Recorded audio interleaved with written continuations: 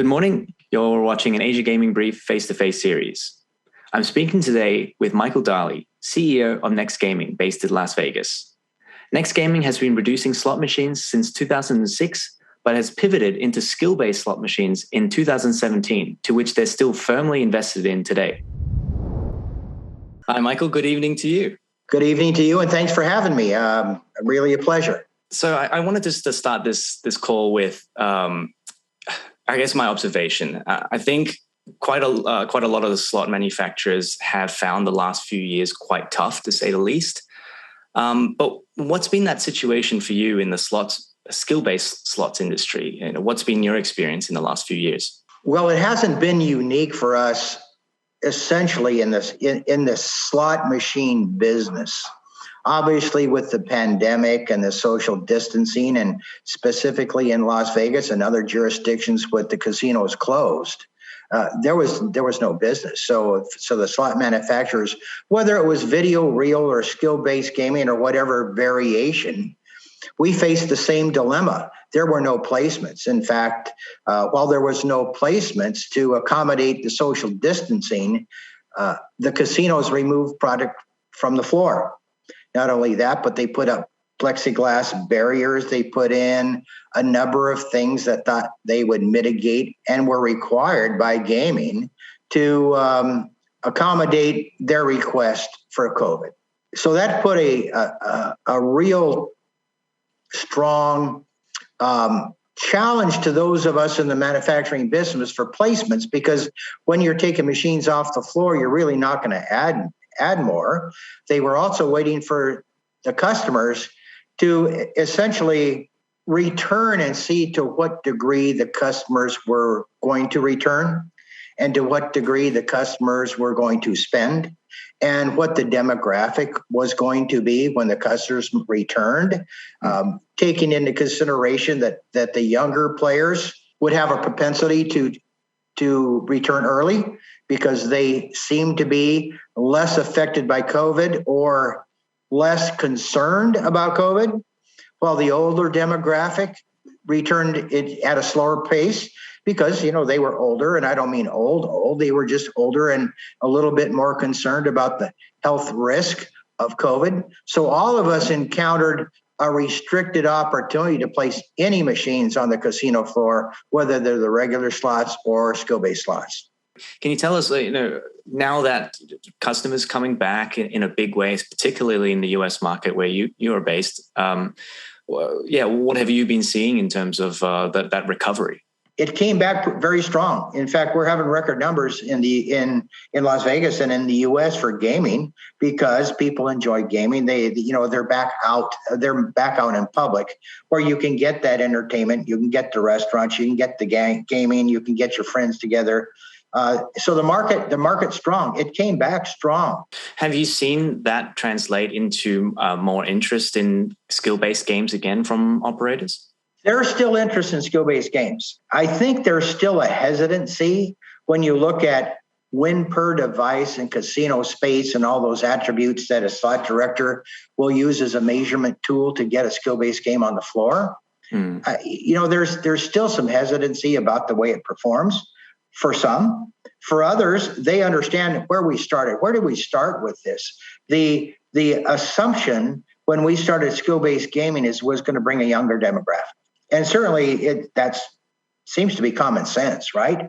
That as we have spoken, people that consumers, they age out of a product and they age into a product, and the goal was to age the younger people into a product to replace the video reel slot machine, and not necessarily replace it, but offer a younger demographic a different experience than pushing a button, spinning a reel, which wasn't what they do. That's not what they do at home. That's not what they do on their phones. That's not what they do.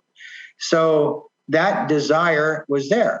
Now, did it culminate in what the expectations were? No, it did not. I have to say it didn't, because it was so different. I liken it to ticket in, ticket out.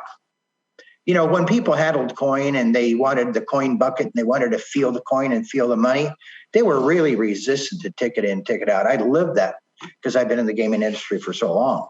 But eventually it got to be a common practice for ticket in, ticket out. It took a while. It really did. It took a while for people to get comfortable with it. And I do think that because we're a technology driven product, it's taking more time than we anticipated for the player acceptance to understand, because it doesn't look or feel or anything like a slot machine, but the returns are like a slot machine, to really have the desired percentage of people that play on a continuum basis to drive the win per unit and keep pace with their traditional video reel games.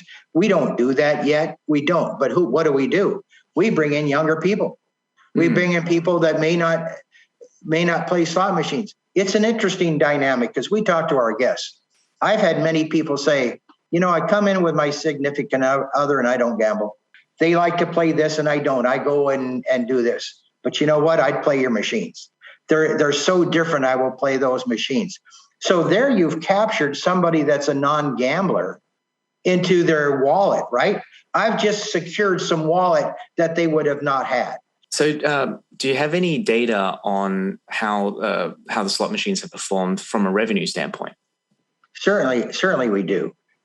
They don't perform like a Wheel of Fortune might, or one of the games that have been on the casino floor, and that the expectation from our behalf and the casino's behalf is they don't.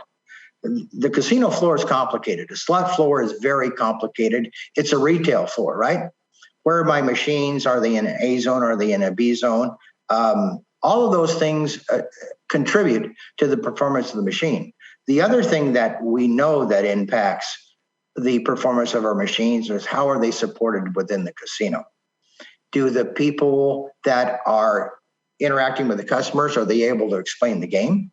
Can they answer questions? Are there promotions around them? So while they're not performing to the level that a regular slot machine does in terms of revenue, many people view it as found money. It's money that they may not have captured before, and it's a demographic that they may not have captured before. And they're willing to have it on their game because it appeals to some people. It really does. And we just need to keep our focus on maintaining our games, to improve our games and get more of a population that enjoy our games. It'll happen. It's happening right now, little by little by little. I think, as I said before, the expectation that skill-based games were going to go on the floor, and they are cool and they are neat, and you were at the shows and you sat down and you go, wow, these are cool. And they are. We just need to get more of a population saying the same thing in a real casino environment. That's why we are, and some of the other skill-based manufacturers are utilizing our game content to get online. I call it the push and pull. If I can have you play Bust a Move online and I promote it well enough, you'll look for Bust a Move in a casino. Or if I tell you that it's in the casino, and I also tell you that's a real money gambling experience online, I'll get a double benefit from that title. So you are offering real money gaming online as well? We do. We've got Bust a Move Real Money online right now. We've got a number of our games that are in transition because we've got to change the game dynamic. We have to change the length of play. We have to change a lot of things and the way it's coded. But yes, that's a goal of ours. And as you know, the number of online providers are really, really aggressive in trying to get new content. And that's an advantage to us. They want the content. They want the skill-based experience because it's real money and it means real money. It's, I think two things are converging with the skill-based attribute and the online experience. Okay, so maybe just to round all of this off, I want to get your thoughts. Where do you see, or how do you see your slot machines fitting on that casino floor today? And what about 10 years from now? What do you expect it to look like then?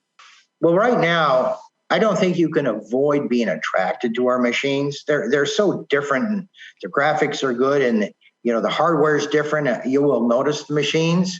As I said, I need to educate you. I need to get the butt in the seat. It's time on device. It's people playing the game. It's the enthusiasm that I can generate on the machines when people are having fun and they're yelling and screaming and doing high fives. I've got all that right now. I just have to increase the population. I think it's going to be a transition. What does the slot floor look 10 years from now? I'll rub my crystal ball. I think there's going to be things that we don't even know about yet.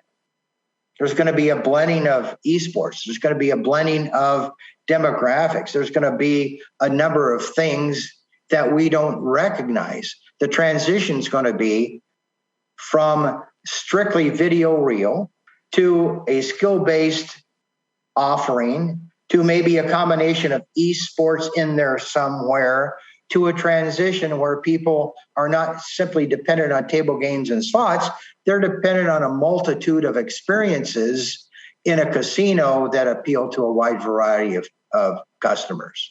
Well, definitely something that I'm looking forward to seeing in a decade's time.